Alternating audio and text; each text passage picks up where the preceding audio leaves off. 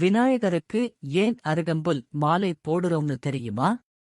விநாயகருக்கு அருகம்புல் மாலை போட்ட கிடைக்கும் மிக பெரிய பலன் என்ன தெரியுமா?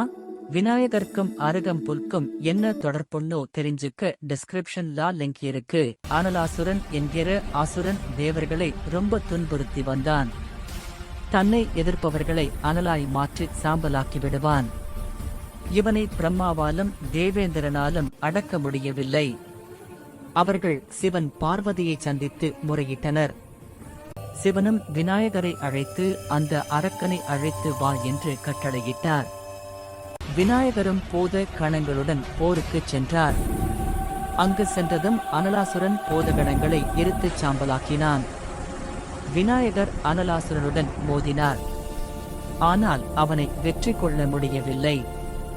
கோபத்தில் அவனை விநாயகர் அப்படியே விழுங்கிவிட்டார். வயிற்றுக்குள் சென்ற அனலாசுரன் அதை வெப்பமடையச் செய்தான். விநாயகருக்கு அந்த வெப்பத்தை தாங்க முடியவில்லை. அவருக்கு குடம் குடமாக கங்கை நீர் அபிஷேகம் செய்யப்பட்டது.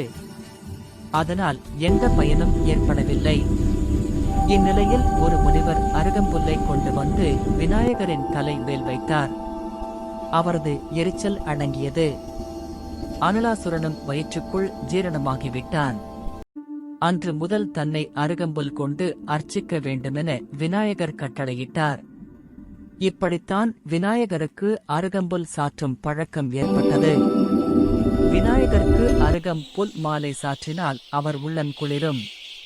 அதனால் அவர் அருள் உங்களுக்கு கிடைக்கும்.